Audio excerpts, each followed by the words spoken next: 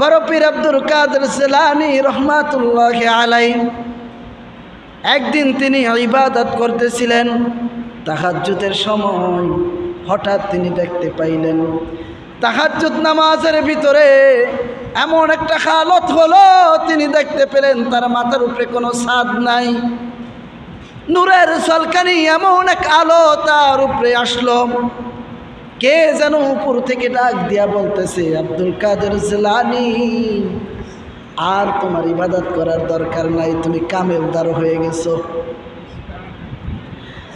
ও আব্দুল কাদের জিলানী, আর কোনো ইবাদত করার দরকার নাই, তুমি কামেলদার হয়ে গেছো। আব্দুল কাদের জিলানী কত বড় আল্লাহর ওলি দেখেন। তিনি বুঝতে পারছেন এটা আমার জন্য শয়তানের ধোঁকা।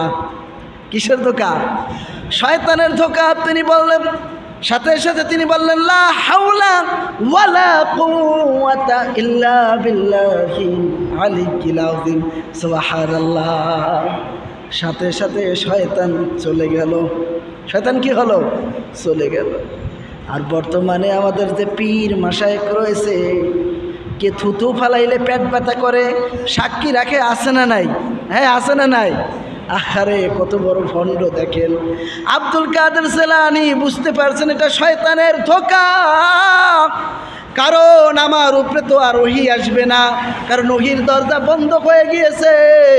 রহমাতুল লিল আলামিন দুনিয়ার থেকে বিদায় নিয়ে চলে গেছেন, তার মানে ওহীর দরজা বন্ধ। আমার উপরে তো ওহী আসবে না, তার মানে আসমান থেকে যে আওয়াজ, এই আওয়াজ কোনোদিন ফেরেশতাদের আওয়াজ হতে পারে না, এটা শয়তানের আওয়াজ।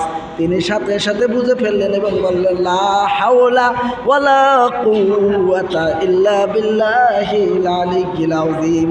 সাথে সাথে তার শয়তান ওই জায়গা থেকে চলে গেল। সুবহানাল্লাহ। কত বড় ধোঁকা দিতে চেষ্টা করছে, বুঝছেন? যে আল্লাহর ওলি, তোমার আর ইবাদত করার দরকার নাই, তুমি কামেলদার হয়ে গেছো। কত বড় ধোঁকা তাকে দেওয়ার জন্য চেষ্টা করছেন। আর এই কথার উপরে যদি তিনি এই তিল পরিমাণ বিশ্বাস করতেন, সারা জীবনের আমল আব্দুল কাদের জিলানী রহমাতুল্লাহ আলাইহির সারা জীবনের আমল সাথে সাথে বরবাদ হয়েছে। ভিতরে আল্লাহ তাআলা যেই বান্দার উপরে যত খুশি হয়, শয়তান দুনিয়ার ভিতরে তত বেজার হয়। শয়তান কি হয়? বেজার হয়ে যায়। আল্লাহ যত খুশি হন, শয়তান তত বেজার হন। আল্লাহ তাআলা রহমতের দরজা যত খোলেন, শয়তান তত তার ভিতরে ফাঁদ পেতে বসে থাকে, কোন সময় তাকে ধ্বংস করা যায়। আল্লাহ তাআলা রহমত যত বড়, শয়তানের ধোঁকা তত বড় হয়। শয়তান চায় ওই ব্যক্তিকে কিভাবে ধ্বংস করা যায়, কিভাবে আমলগুলা বরবাদ করা যায়।